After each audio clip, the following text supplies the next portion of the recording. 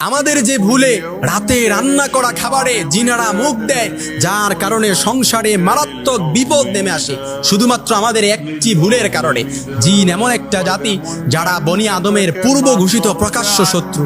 জিন যদি কোনো মানুষকে আসর করে, জিনের অর্থাৎ ওই মানুষের ওপর আসর করলে ওই মানুষকে, একটা সুস্থ মানুষকে অসুস্থ করে একেবারে কবর পর্যন্ত নিয়ে যাওয়া সম্ভব হয়। শুধুমাত্র জিনদের আসর থেকে বাঁচার জন্য রাসূল সাল্লাল্লাহু আলাইহি সাল্লাম মাসনুন দোয়া আমল আমাদেরকে শিক্ষা দিয়েছেন। তবে রাত্রিবেলা নারীদের মধ্যে, আমাদের মধ্যেও যদি এই একটি মাত্র ভুল আমরা করে থাকি, তাহলে আমাদের খাবারের মধ্যে জিনেরা মুখ দেয়, যার কারণে ওই খাবার যদি পরবর্তীতে আমরা খাই, তাহলে আমাদের মারাত্মক বিপদ আমাদের উপর নেমে আসে, এমনকি সংসারের উপরও নেমে আসার সম্ভাবনা থাকে। এজন্য আপনার ঘরের এমন কিছু জায়গা আছে যেখানে জিনেরা বসবাস করে, দুষ্টু জিন এবং নাপাক জিন থাকে। যায়েদ বিন আরকাম রাদিয়াল্লাহু তাআলা থেকে বর্ণিত হাদিস, মুসনাদে আহমদের বর্ণনায় হাদিসটি এসেছে। ইমাম আহমদ ইবনে হাম্বল রাহিমাহুল্লাহ কিতাবুত তাহারাত গ্রন্থের মধ্যে হাদিসটি কোট করেছেন। রাসূল বলেছেন, প্রস্রাব এবং পায়খানায় জিনদের অবাধ বিচরণ আছে, অর্থাৎ দুষ্টু জিন এবং শয়তানরা অবাধ বিচরণ করে, যার কারণে পায়খানা এবং প্রস্রাবে যখনই ঢুকবা এর আগে তোমরা পড়ে নিবা আল্লাহুম্মা ইন্নী আউযু বিকা মিনাল খুবুসি ওয়াল খাবাইস। এজন্য টয়লেটে হচ্ছে দুষ্টু জিন এবং নাপাক জিনদের বসবাস। শুধুমাত্র তাই নয়, রাসূল সাল্লাল্লাহু আলাইহি সাল্লামের হাদিস, রাসূল সাল্লাল্লাহু আলাইহি সাল্লাম বলেছেন, অর্থাৎ শয়তান এবং দুষ্টু দিন থেকে বাঁচার জন্য যখনই আপনি আপনার ঘরে প্রবেশ করবেন, সালাম দিয়ে প্রবেশ করেন, বিসমিল্লাহির রহমানির রহিম বলে প্রবেশ করেন। এমনকি যখনই কোনো জিনিস ধরবেন, সাথে সাথে পড়েন বিসমিল্লাহির রহমানির রহিম। যে কোনো জিনিস ধরবেন বিসমিল্লাহ পড়েন। যে কোনো খাবার খাবেন, সাথে সাথে বিসমিল্লাহির রহমানির রহিম পড়েন। এমনকি রাসূল সাল্লাল্লাহু আলাইহি সাল্লাম বলেছেন, সিন্দুক অর্থাৎ মূল্যবান মালামাল সিন্দুক বা সংরক্ষিত কোনো স্থানে রেখে তার মুখ বন্ধ করে দিবে তোমরা সাথে সাথে।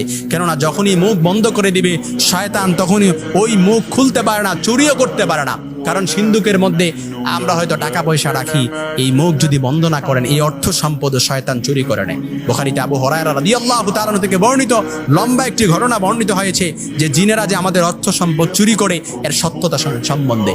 এমনকি শুধু তাই নয়, আপনি আপনার কনসেপ্ট ক্লিয়ার করার জন্য আপনি হাদিসটা দেখে নিতে পারেন। এমনকি খাবারের মুখ যখন আপনি খোলা রাখেন, ওই খাবারের মধ্যে জিনেরা স্বাদ নেয়, ওই খাবারের মধ্যে জিনেরা কি করে, তখন ওই খাবার জিনেরা তখন অনায়াসে ওই খাবারের স্বাদ নেয় এবং জিনেরা মুখ দেয় খাবারটাতে।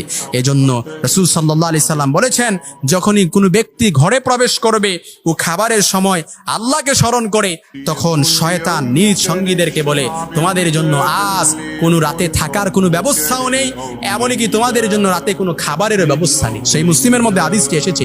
এমনকি সেই মুসলিমের বর্ণনায় আরেকটি হাদিস, রাসূল সাল্লাল্লাহু আলাইহি সাল্লাম আমাদের জন্য নির্দেশ দিয়েছেন, রাতের কিছু বিধিনিষেধ আল্লাহর হাবিব বলে দিয়েছেন। রাত্রিবেলা ঘরের মধ্যে অশান্তি লেগে থাকে, হঠাৎ করে ভয় পেয়ে যান, কোন কারণে ভয় পান এটা তো আমাদেরকে বুঝতে হবে।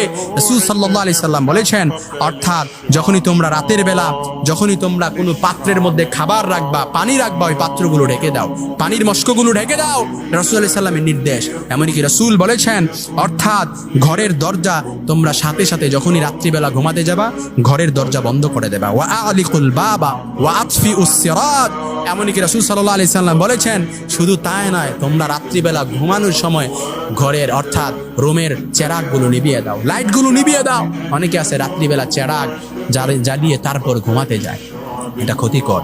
জিনদের প্রভাব আপনার উপর পড়তে পারে, জিনদের আসর আপনার উপর পড়তে পারে, এমনকি দূর থেকে জিনেরা আপনার উপর কুদৃষ্টি দিতে পারে, অ্যাটাক করতে পারে আপনাকে।